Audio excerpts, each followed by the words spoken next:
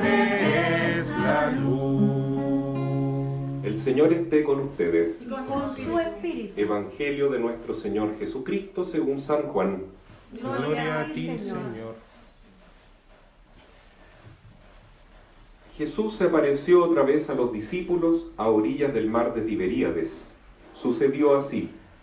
Estaban juntos Simón Pedro, Tomás, llamado el mellizo, Natanael, el de Caná de Galilea, los hijos de Zebedeo y otros 2 discípulos.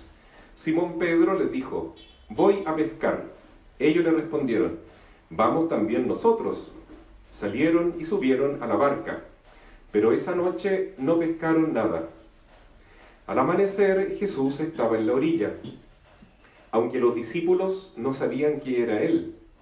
Jesús les dijo: muchachos, ¿tienen algo para comer?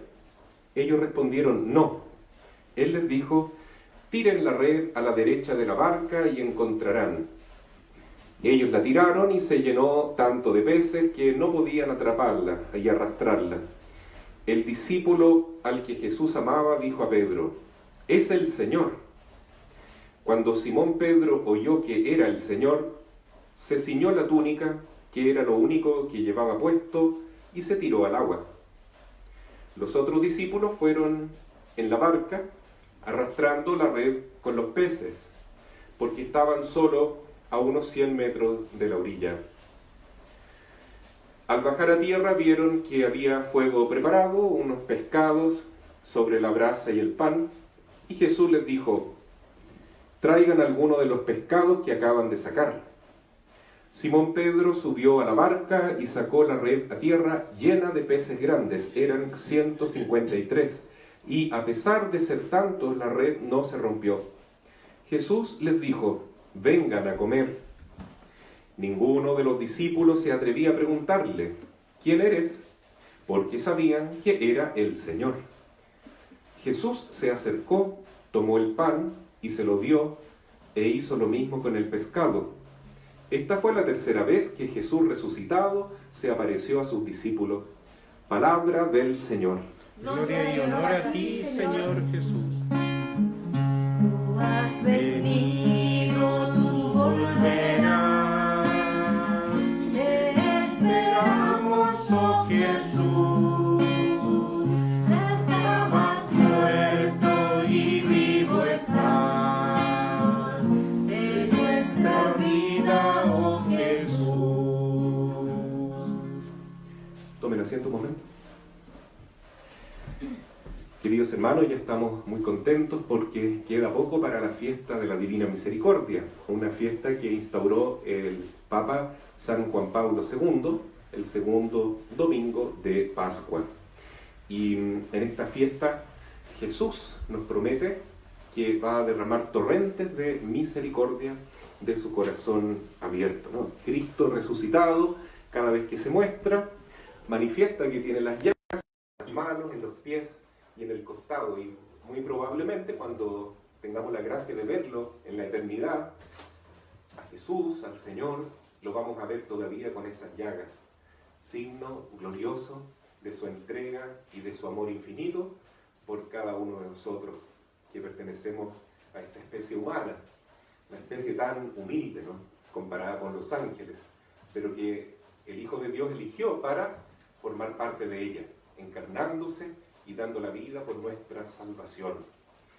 Y hoy día vemos en el Evangelio un acto de amor de Jesús muy milagroso, pero que ya es un poco repetido, porque Jesús ya había hecho una pesca milagrosa antes, tal vez 2, antes de su muerte, y ahora repite este acto milagroso, y tienen en común varios elementos y algunas diferencias, ¿no?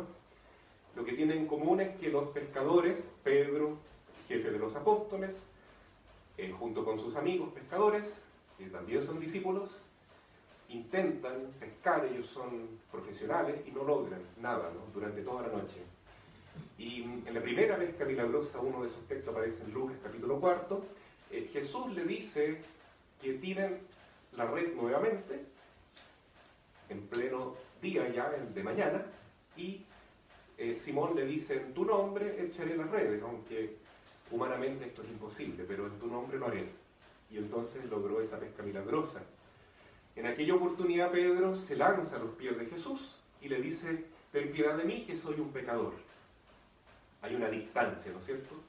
Hay un asombro delante de este maestro que demuestra ser un gran sanador y también un hombre muy poderoso y milagroso.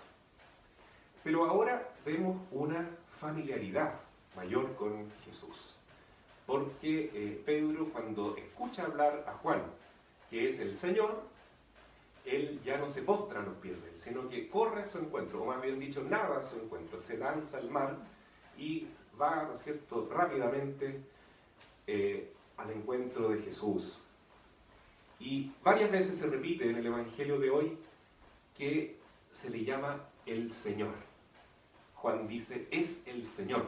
No dice, es Jesús, no dice, es el Maestro, porque a muchos hombres sabios en aquella época se les decía maestro, eran maestros con discípulos, pero solamente a una persona se le puede decir Señor, y es a Dios.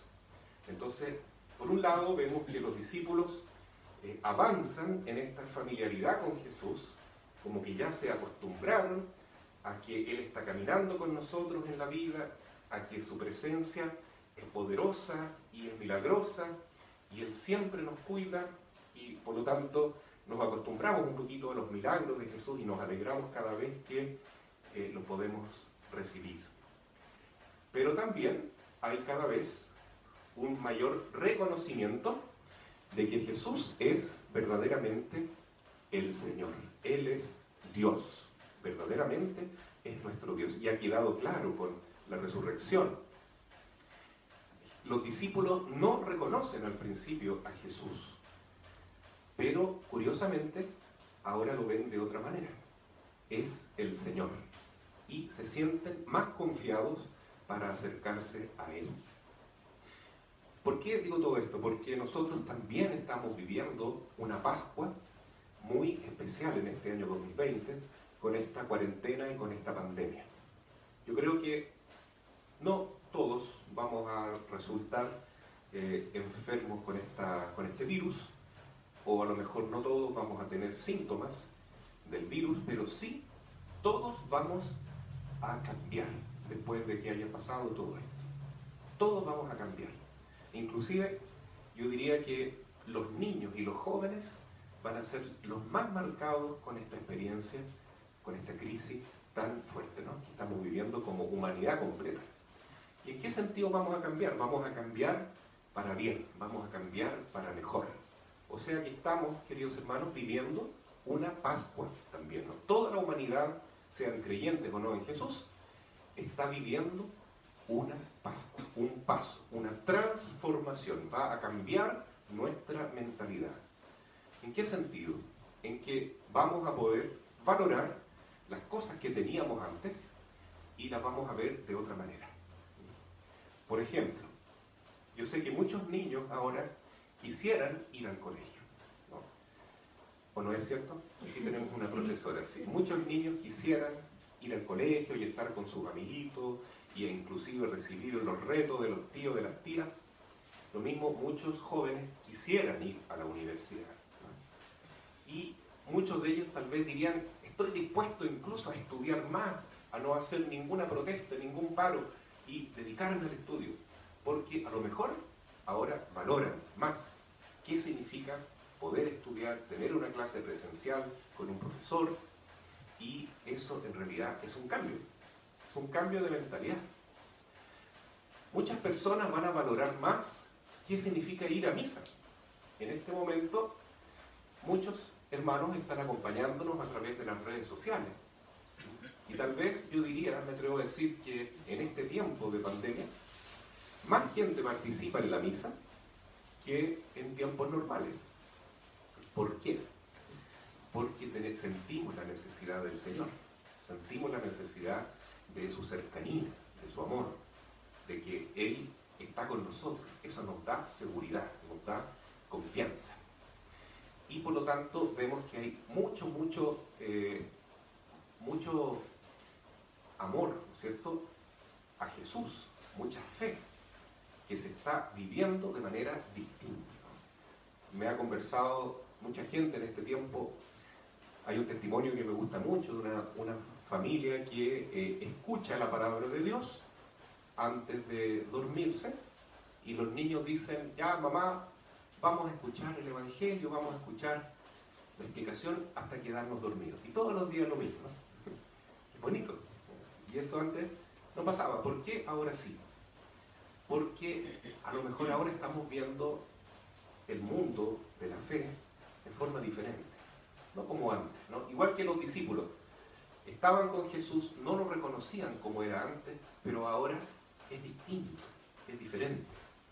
Él no es simplemente Jesús, el Maestro, ese hombre en quien esperamos que vamos a tener un gran liberador social del pueblo. Ahora se dan cuenta que el reino de Jesús era algo más de adentro, ¿no? Era una transformación del corazón, ¿no?, en orden a tener más amor, más fe, más caridad, a vivir el reino de Dios en esa dimensión espiritual en medio del mundo, mejorar el mundo, por supuesto, pero no con las categorías humanas de dominio, de revolución, de violencia, como pensaban al principio los discípulos, ¿no?, sino que ahora se dan cuenta que el Señor tenía otro plan para el mundo. Y entonces ellos logran ver la vida y también encontrarse con Jesús de manera diferente. Eso es lo que está sucediendo también en el mundo y muy particularmente en la iglesia. Pensemos, hermanos, con cuánta alegría después que pase esta pandemia vamos a ir a la misa. ¿Cómo vamos a disfrutar más? Estar en la misa y estar con una multitud de gente como siempre y poder dar la paz y poder saludar a las personas en la calle y poder ir a ver a nuestros parientes y todas esas cosas que antes eran tan normales, pero que ahora no podemos, ¿no? No podemos, y estamos viviendo un ayuno en muchos aspectos, y esto nos va a ayudar tremendamente. Una vez escuché una profecía, que yo no sé si será cierta, la verdad, de una revelación que tuvo una persona, y no sé de quién era la revelación, si era la Santísima Virgen, o un santo, o Jesús, ¿ah? Pero esta profecía decía que en algún momento de la historia todo el mundo iba a parar y todo el mundo iba a tener que quedarse en la casa y todas las personas iban a poder reflexionar en su propia vida, y que después de esa gran prueba de la humanidad, después todo iba a ser mejor que antes, porque la humanidad iba a salir purificada. No sé si eso tiene que ver con lo que estamos viviendo, pero hay algunas coincidencias, ¿no es cierto?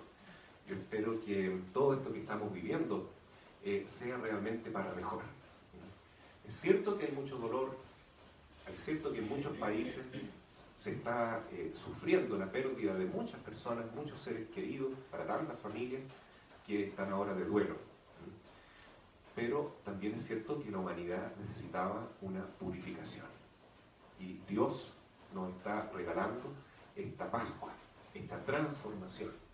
Y al final del día, cuando pase todo esto, vamos a darnos cuenta que Él camina a nuestro lado. A Cristo sea el honor y la gloria por los siglos de los siglos. Amén. Amén. Vamos a pedir hoy día, especialmente por la Iglesia, por el Papa, por los obispos, todos los sacerdotes, los diáconos, todas las personas que trabajan en la Iglesia y por todos los fieles, para que realmente vivamos esta Pascua del Señor y nos preparemos.